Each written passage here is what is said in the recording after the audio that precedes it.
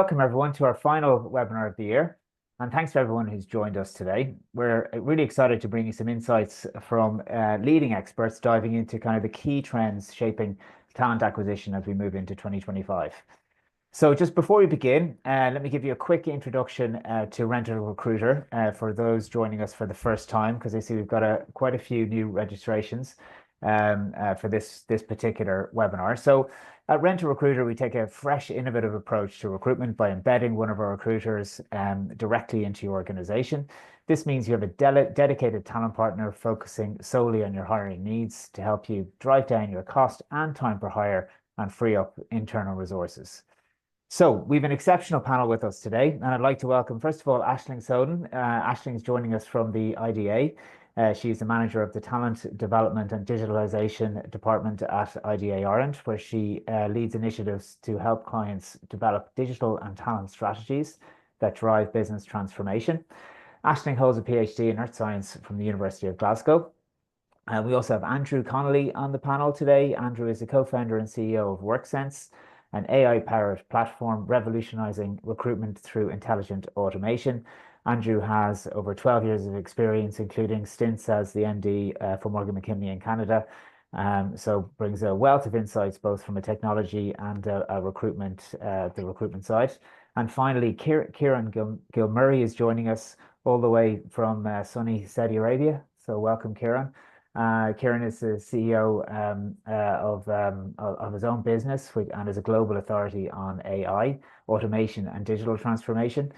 So a two-time author and thought leader, he's been recognized as a top 50 global thought leader on generative AI and one of the world's top 20 business and technology innovators. Okay, so I hope everyone's happy with that introduction. I hope I've done everyone justice. But let's dive into today's topic. So we've got a really interesting talk, and look, we can't really start any webinar or podcast these days without talking about AI. So let's kick us off there. I mean, we hear that the good news is AI isn't going to take your job, right? But somebody who knows how to use AI might. So if I can come to you first on that, Kieran. What are your thoughts about that, and how can people sort of future-proof their employability, if you like? Yeah, so I love the phrase that you said straight away, because AI will not replace your job directly, but definitely those people who have AI skills and data skills and good common sense will certainly succeed in the years ahead, because that's we need a more flexible workforce. And it doesn't matter what country you're sitting in. So I see this in Ireland. I'm in Riyadh this week. Next week, I'm in Amsterdam. The week after that, I'm back in Ireland and Dublin. It's the same globally. How do you protect yourself against that? Well, over the years, I've watched people practice what I call digital Darwinism, which is they put their head in the sand and they hope that AI data or whatever the skill thing will be will go away, but it doesn't. This is too powerful. Now, everybody at the moment is really excited by Gen AI, and you can start to see that in terms of all of the products that are coming out there, all of the hype, all of the money that's going into it. But it's real working technology that allows you at any stage of the recruitment cycle to find the right applicant, to onboard them, to support them, to career path them, to exit them, and then resolicit through your alumni network at a later date. So whilst AI may not replace you, those individuals who are picking up those skills will. And it's interesting to watch recruiters these days pick up on that, because I seen a statistic recently that said 62% of recruiters will not hire a candidate that doesn't have some level of AI competency. So remarkable turnaround in a very short period of time. Now Gen AI has given it the fuel that AI needs. But again, interestingly, generative AI or AI is an 80-year-old overnight success story, because this has been around for some time. But now we're using it in a way that's highly effective. For sure, and probably only the tip of the iceberg stuff at the moment from what we're seeing. So let me come to you, Andrew. I mean, what does the future of recruitment look like to you? And given your role and kind of the technology platform that WorkSense is, how do you think it's going to shape what the future of a recruiter is going to look like? Yeah, no, it's a great question. I think so. I think starting kind of depending on your organization, it's going to be different. I think for sure AI, well, Gen AI is definitely not new. But I think as you look at your business, I think it's always good to look at your workflow. And I think AI is existent across multiple streams of that workflow. And I think the future really is a lot around that workflow definement and then augmenting and automating the right parts of it. I think you got to be careful not to lose too much of the human element. And I think that will certainly be the future of recruitment, will be doubling down on that part because it's so critical. I think it can certainly help along there's a lot of tools out there for searching and matching, skill set matching. And then all the way through to you've got AI interviewing that's kind of picking up. And again, it's had mixed reviews in terms of its accuracy and also what it says about the organization. Sure. Yeah. And I think it really is about trying to automate the right parts for your business. So depending on if it's scaled hiring or specialist hiring, strategic hiring, just being aware of what, it's not a one size fits all. I think it's really important that you choose to apply automation and AI. And to Kieran's point, it has been around for a long time, but it's supercharged at the moment, and just ensuring it's implemented at the right times in the right places. I think that for me is the key as to kind of what successful hiring will look like and what the role of the recruiter might look like over the next couple of years. Yeah, sure. I mean, I really like this idea of the fact that, AI allows us to kind of take the robot out of the human. So really, I think it allows us to kind of delegate those repeatable tasks. And certainly what we're seeing in our business is that there's huge productivity gains. If we look at the tasks done without AI versus the tasks done with AI, whether that's shortlisting profiles, creating job descriptions, writing up interview notes, CV formatting, even using screening video tools, posting to social media. There's massive gains there. And I think what it means is that kind of an AI assisted recruiter can now manage 15 to 20 roles actively, what we're seeing, versus kind of without AI, which will be more like 5 or 6 roles actively. So you can see there as having a real impact in terms of a recruiter's productivity, which is, I think, really exciting in terms of what we can deliver for our clients. So just coming to you, Aisling, what are some of the kind of strategies that you're seeing multinationals using to kind of attract and retain top talent that smaller organizations maybe should take note of? Yeah, thanks, Barry. I suppose kind of the couple of the biggest ones that we see, and we've been looking at this quite a bit in doing some work around what a fit for the future organization looks like. So an organization that, be it in services, manufacturing, that's really future-proofed, and what are those characteristics that they all have in common that ensure they're going to remain innovative and agile and resilient. I suppose you could at a high level say it's the employer brand, the employer value proposition. Yeah. But then when you look down in through that, it's what are those key elements that are there, and maybe picking up on that skills piece around AI. Yeah. AI has been an overnight success. It's certainly come to broad attention. It's now more accessible to people. It is now a new skill set that companies are looking at, but it is one skill amongst many skills that a workforce, that an organization needs.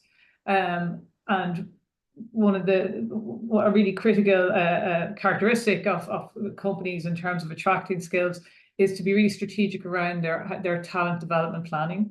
So who do they want to attract? If they want to attract them into the business, how do you retain them? You retain them by having very clear career progression pathways and learning pathways for them.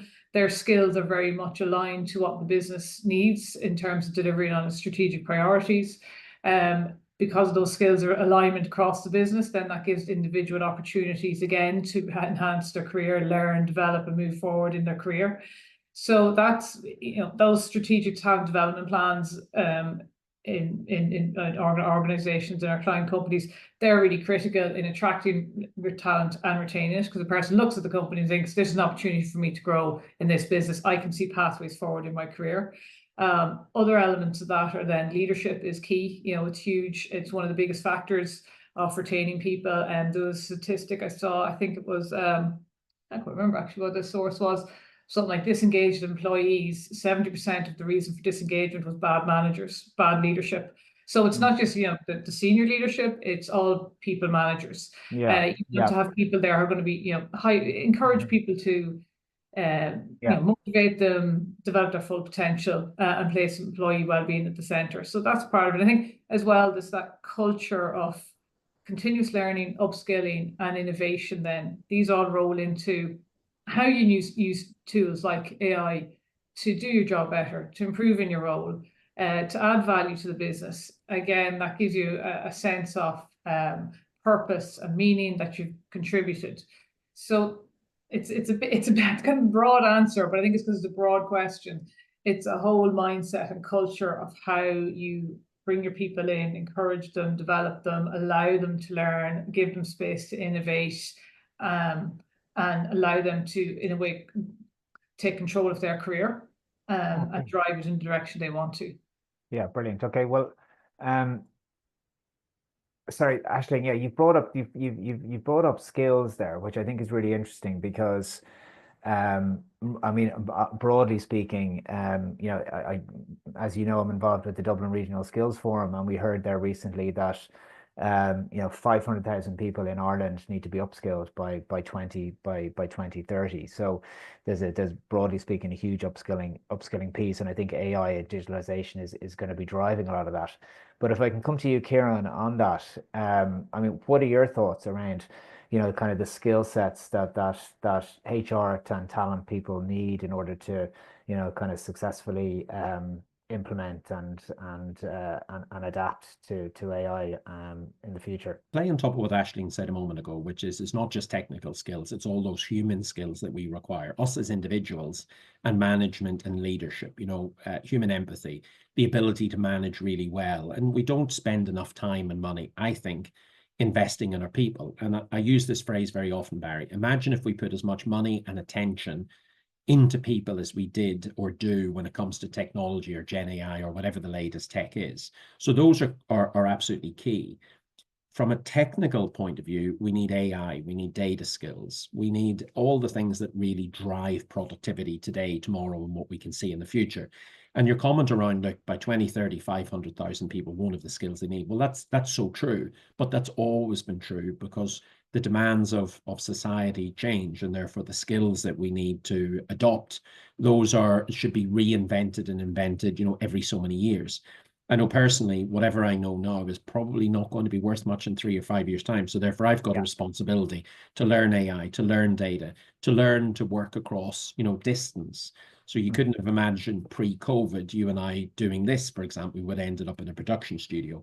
But key then, because technology is changing so much of what we do and how we work, the life cycle of our skills is actually decreasing. Therefore, 5 years almost feels like a luxury at the moment to say, what do you need to train on? That's implications. That's implications for me as the individual who needs to learn the skills. That's implications as me as an employer, you know, hiring people or recruiting them. Am I going to wait for 4 years to hire a graduate, for example, whose course was designed 2 years before that to put them to a labor market that would have changed fundamentally from when they started? Am I going to see more, you know, apprenticeship schemes? But the key bit here is, you notice I'm talking about change with technology and leadership and where we work and what we work. Therefore, one of the key skills people are going to have to adopt is flexibility. That flexibility to learn and unlearn, that flexibility to change roles. So what I suspect we'll see is a lot more generalists infused with great technology capabilities and skills to allow them to do the things that current, future, and modern organizations will want or need them to do to allow them to stay in business. Sure. And I think, you know, if we're talking about the skills needed, I think adaptability is going to be a key one. I mean, it's similar to flexibility, right? But that, you know, it's really kind of those type of skills are essential really to deal with the impact of AI and the disruption that it's going to bring. And I think in order to sort of build that skill, we need to talk about kind of the growth mindset and resilience and really kind of building these competences into our people. But coming to you, Andrew, just switching gears a bit and looking at it from the organization perspective, you know, what advancements kind of in recruitment tech should organizations prioritize kind of over the next 2 or 3 years to remain competitive? And what's the best way for them to integrate these tools? Yeah, I think it's a really good point, and I think Kieran hit a lot of the key points there around the skill sets. I think one of it is, like, there's a lot of siloed software out there at the moment, right? I think, like, part of this of the change management element is the strategy side, right? It's finding something that works for your org. There's no, I go back to the original point. I think it's all about understanding what your business goals are and aligning the AI alongside that. And I think when it comes to your recruitment tech stack, having a fragmented tech stack essentially just, it's going to fall by the wayside. Adoption is going to be low. There's an element of friction when you're implementing any sort of change, and I think when it comes to AI, people are going to get a little bit uncomfortable. And I think when you're changing someone's way of working, and adding these tools, and they can be super efficient, right? There is definitely benefits of implementing them and staying the course with them and seeing the impact and how you recruit and how you grow and strategically bring in the right people to help you grow.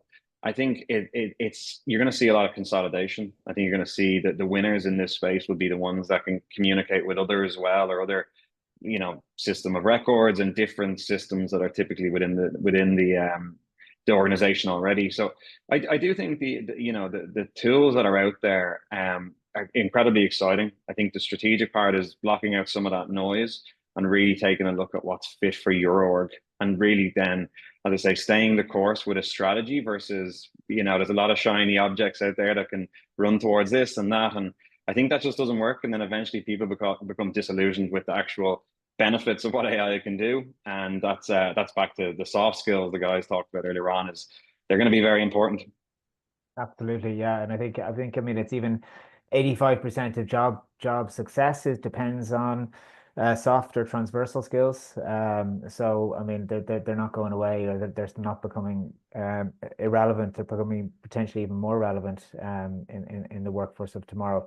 And Aisling, are you seeing anything from a technology side, from a talent attraction perspective in the multinational sector, that's being adopted, that's kind of improving processes and making them more efficient? Well, it's certainly like most of our clients are looking at how to bring in technology. So on the manufacturing side, obviously automation, digitization, how they can gather more data, and use that to drive more efficiencies and improvements across the business. And similarly, the services side, I think it's still kind of figure out what the use cases around AI are in that particular area, and to a certain extent digitalization as well. I think it's a really important point that Andrew made. All too often companies invest in a lot of technology and digitize everything without really understanding why they were trying to digitize it in the first place. And they'll just move a process over from a kind of analog form to a digital form, and they've got the same problems and issues and the backlog of legacy stuff in there in a digital form, without having kind of even basically done a kind of a leaning out of their processes and what they're doing. So that's, it's really critical to understand what's your business outcomes, align it to what's your business strategy, how is that digital technology going to enable that strategy.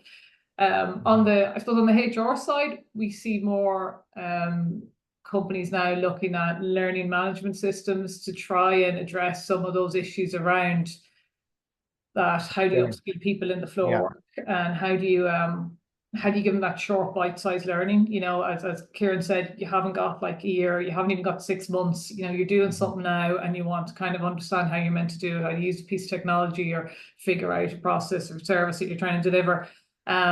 So certainly there's more of those being put in place, where people can access their own learning response for that.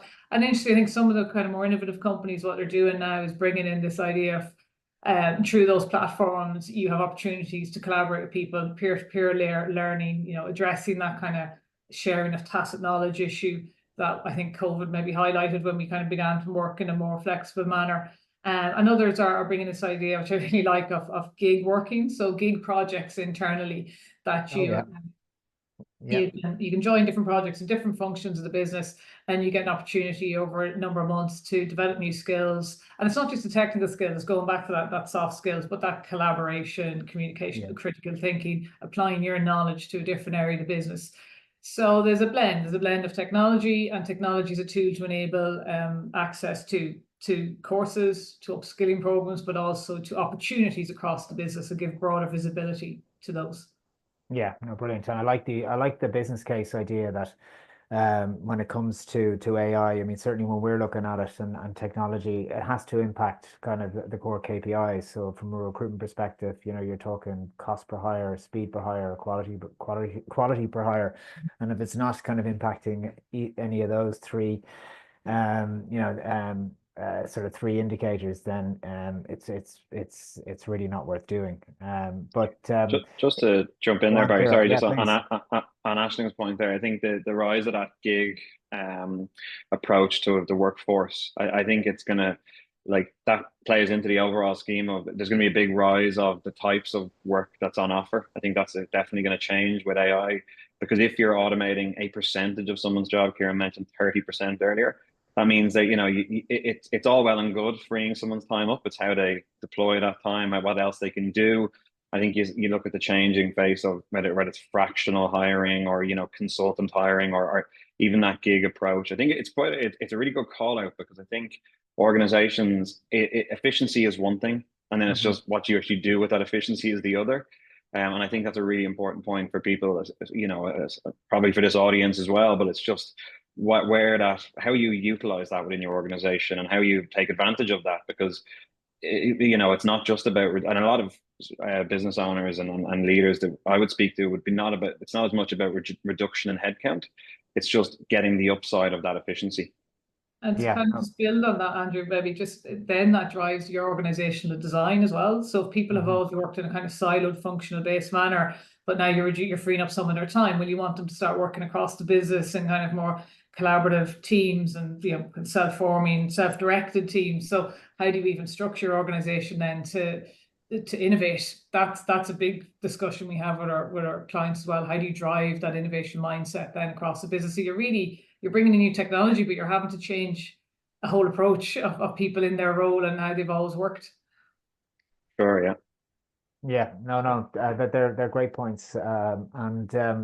I think I know you mentioned earlier on, Aisling, around employer branding, and I think if we're talking about trends, what we're seeing is, you know, that companies to continue and to invest in their reputation online, and kind of what their value proposition is, you know, for their target candidate market.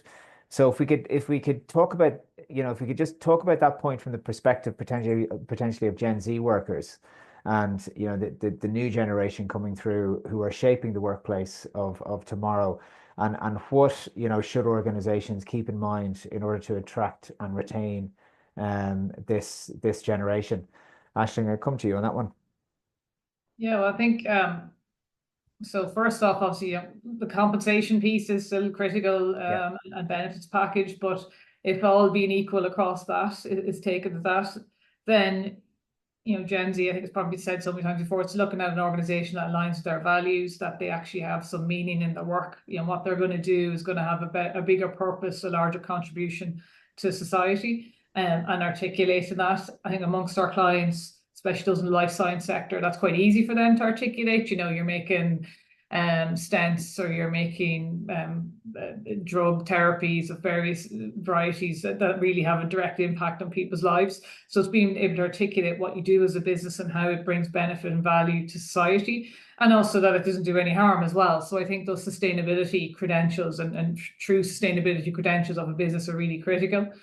And then there's a piece of, as an individual looking at an organization, well, where can I grow and where can I go with this company? So if I come in at this level in this role, is that me for 20 years? That's not really going to kind of go down very well with the Gen Zs. They're looking at where they're going to move in like 6 months, a year, 2 years. Now, whether some companies believe they should be looking at that shorter term before they're looking for the next move is a different discussion. But certainly they're really hungry to learn and to get stuck into projects. The people that I've worked with at that cohort, they want the opportunity to see how different parts of the business work. They want the opportunity to learn, and they want to see that if they put in that effort, it will bring them along a particular career path.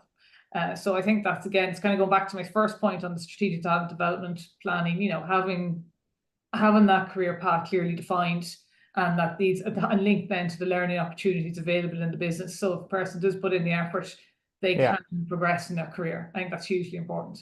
No, 100%. And Kieran, you know, as the first generation of digital natives coming through, you know, Gen Z bring unique strengths to the workplace, and this idea of digital native, I mean, I can certainly see it even in my own kids, the way they interact with technology. It's you know, it makes me feel old. But so how can we kind of harness these strengths to kind of positively impact innovation? Yeah, I sometimes laugh at Gen Z. Imagine wanting digital tools and promotions and nice workplaces and not being bullied at work. They obviously haven't lived like we have lived. Yeah, I actually think it's the phrase digital native is sort of being left behind a little bit at the moment, Barry. I talk about AI natives, where, you know, if I take my kids, you know, 20 years old, 17 years old, they're used to all of these tools. They haven't had to learn them or unlearn them, as it were. They come out expecting these things. I was in Lisbon a couple of months ago, and I was in front of a group of HR prospects, and all of the graduates who were there in Lisbon's nicest business school come up to me afterwards and said, I don't want to work in any of the businesses that are here in this room. And I thought, oh my God, what did they say? And what they were really saying was, look, every time I'm talking to business here, it feels really analog. I'm coming in, you know, I'm using old technology, old ways of working, as Aislinn's mentioning, new ways of leading. Gen Z are going to be the group who are going to be leading people pretty soon. And what you've got now at this moment in time is more 4 generations of work sitting in the workplace, if you really want to count them up. And each of those generations have to learn to work together to get the best out of each. So when you're looking at, you know, for want of a better phrase, your baby boomers, your optimistics, you know, enjoy mentoring, strong work ethic, who value a loyal employer, then you're going, okay, I'll have a core of those in because they can't afford to retire, nor can we afford to let them go. You walk across the spectrum and you come into, you know, your millennials, your 1980s to 1995s, your tech savvy, your collaborative, your whatever, focused on greater good, all the way over, of course, to your millennials, who are now these AI natives who want promotions, who want respect, who want to work for a value-laden organization. All of a sudden, the mixes that are going into your cake are suddenly diagonally opposite. It's a bit like strawberries and mustard at times. And you sort of go, this can't work, but it has to work. We don't have enough employees in the workplace doing productive work to allow us to generate the cash or the tax receipts that we need. And therefore, now the biggest thing that HR can do as a productivity strategist or strategy function is going, how can we get them to work together? Take the two opposites, as I said a moment ago, our boomers, horrible phrase, and our Gen Z. One loves being mentored, one loves mentoring. Fantastic. One is AI native or digital native, one traditionally is not. Therefore, you could do reverse mentorship. So there's lots that we need to do, but I don't think, to Aislinn's point earlier on, we've even scratched the surface. Because what happens when Gen Z start coming into very AI and digital companies and start to manage the millennials, who are now struggling, oddly enough, with Gen Z, which is a comedy, and boomers and everywhere else in between. So as organizations, I go back to the 3 things that I adore seeing, which is definitely a business strategy, definitely a digital, which includes automation, AI, data analytics, and great tooling strategy, and your people strategy. And those 3 legs of the stool all need to work, because when one is missing, when you sit down, you fall over. No, it's a nice way to put it, and it's probably a nice way to start to wrap up a bit. I'm conscious that we want these to be bite-sized. We could talk about this all day or all week, and I mean, it's going to be super impactful for business. I think we're only scratching the surface of what we're going to see, how AI is going to disrupt recruitment, kind of over the next 12-24 months. I think we've got a couple of questions coming in. So let me just go to these quickly, if we have time. And Andrew, I'll come to you on this one. It's from Peter. How do you foresee the role of data evolving in recruitment, and does this impact kind of the skills recruiters might need to develop? And I know obviously data is a big part of the WorkSense offering, so that might be relevant for you.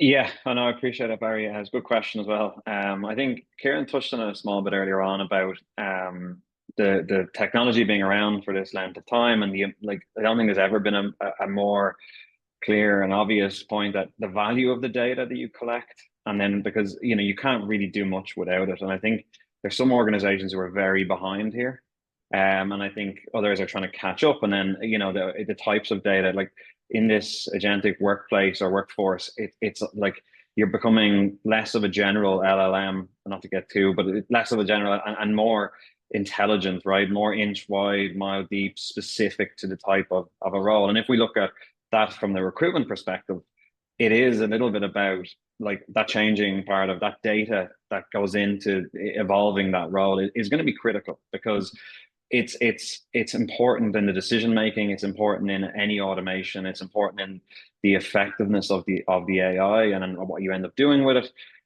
So I do think the skills for recruiters will. I think it could change. I think I think certain organizations are very data driven. I think you'll see a big shift that most organizations begin to kind of take a look internally and what are our data practices. Never mind even touching on the governance side of it and the importance of that, but also just around what data have they got access to, what can they actually implement within their business, whether it be their own knowledge base building or else maybe implementing kind of more agentic kind of LLMs and things like that. So I think if recruiters are well used to data, it's obviously something we focused on. I think it's only going to get more and more, and data is the new gold or crypto, whatever way you want to look at it. It's definitely it's important. Yeah, we need to become data driven for sure. And one more from Susan. So what are some common pitfalls when integrating AI into recruitment processes, and how can they be avoided? So yeah, it'd be good to get your thoughts on that, Kieran and Aisling, whoever wants to go first. Yeah, let me do a quick one, and goes back to the point made earlier on. Yeah. Look, don't get so excited by the AI that everything, becomes whackable by AI. That's a tremendous mistake. There is a lot of hype in the market at the moment. There's also AI washing, which is everybody's describing their tool as AI enabled, and the vast majority aren't. So therefore, look, what's your business strategy? How do you create value? Work back from that with a people strategy. In other words, how can I make my managers exceptional? How can I organize what I'm doing better? Or how do we organize? How do I have amazing individuals using whatever technology I need to give them? How do I use my data, which is now the key asset to Andrew's point, because everything else I can buy with $20. Every software that you can ever imagine is there. So now we're down to how do we organize, what's the quality and the quantity and the veracity of our data, what makes it different culturally and everything else. And now if AI is the answer, then absolutely fantastic, but start at the right end, not at the wrong end. Great. Yeah, great point. I like that. Not everything is whackable by AI. I'm definitely going to use that, Kieran. Aisling, coming to you on the same question. Yeah, I totally agree with Kieran on that. It's another tool. Like 50 years ago, we went from a typewriter to a word processor. It's another tool, and it's be outcomes driven in your business. What are you trying to achieve by the tools you're bringing in and by the skills you're going to develop and bring in? And I think it's a really important point to Andrew's point on the data. You can have all the tools you want, but if you have no data or messy data or incomplete data, you're not going to drive any insights. And I think that's a really critical thing for companies to focus on, is to understand what data we have, what data we want to gather, why do we want to gather it, again, be outcomes driven on that, put the right structures in place and processes around that. And that's the only way you can actually use any of these tools. Even like an Excel spreadsheet needs data. So AI isn't going to go in and kind of clean that up. And we've had a bit of experience ourselves with trying to use AI on some of our own internal data. And it's not as simple as it seems. And I know some of our client companies have been on that data journey around digital transformation for like 6-7 years at a large scale to get those processes in place. So they don't get distracted by the tools. Focus on the business outcomes and focus on the data you need to drive those. And then look at the tools. Yeah. And it's only as good as the data that's going into it, right? Mm-hmm. As well. Absolutely. So look, I think we might have time for one more question, and it's actually on a similar kind of point, but just around metrics and KPIs. So what KPIs should kind of HR and talent professionals, how do they measure the success of AI and implementation? Do you have any suggestions around that? Any specific KPIs they should look at? Let me give you one. If you're putting in tools that are costing you money, let's be honest, it's an investment, but the investment has to be directed in the right way. So even something as simple as, time to complete a process or a cycle is a very obvious one. Can I do something quicker, better, faster to a higher quality than before? So productivity is absolutely essential. The next bit comes to, it might be slightly softer and sometimes harder to measure, but can the quality of my work actually improve as a result of what I'm doing? All key metrics. But I like really hard metrics, which is the R is there for a purpose. It's there to have or design a people strategy. What does that mean for me? It means hiring the right talent, and that talent might be fixed talent, talent might be flexible talent, that might be gig economy talent. Who knows? It might be insourced, resourced. It doesn't really matter. I can hire anyone in any model practically today in any position across the globe. And ultimately, I need to be a profitable business. To Aisling's point, it's outcome driven. So your metrics and your KPIs of those of your individuals need to absolutely be arrow pointed at where the business is going. And if you're doing something that isn't getting a workforce available, more capable, more skilled, more productive in delivering those outcomes, then you've actually started from the wrong point. Don't worry about AI or anything else. Just make sure you're delivering what the business needs if you want to be there for the long term. Perfect. And any final words, Andrew and Aisling? I'll just jump in. I think that's to be really recruiter specific for a moment. I think a couple of metrics that consistently need to be measured is essentially obviously post application, what that looks like even time to engage. I think that's a big one at the moment. Especially I think it's got a microscope on it because there's a lot of outreach tools there. There's a lot of ways to get people into the process, and I think you've always got your time to hires, fall offs, reason for dropouts. I think they're all obvious, but I do think there's a big opportunity to engage people quicker, and then essentially, like, what are people learning from the application? What are they able to gather from the business? What can they learn? Whether it's suitable or not for them, and how much they're a fit for the organization. I think they're the kind of things that you can kind of really focus on. So yeah, that's all I'd really add on the key points. Brilliant. Any last words, Aisling, from your side? Not on the recruiter side, no.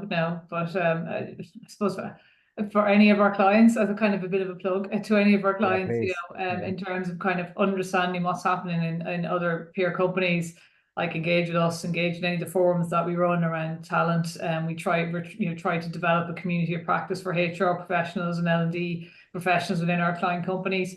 It's the best way of learning how other people are dealing and managing with problems. So in 2025, we'll be rolling those out again across our regions. So I'd encourage anyone that we contact to join us for the discussion. Brilliant. Great way to finish. And look, we'll be issuing and developing and writing up a white paper based on the insights from today's discussion. So please, subscribe on rentrecruiter.com, and we'll make sure we share all the content from today's discussion. But look, it just leaves me to say thank you so much to our panelists, Andrew, Aisling, and Kieran. It's been a pleasure. I think we've covered some really good ground in a reasonably short period of time. So look, thanks so much for your time, and thanks to everyone for watching and listening.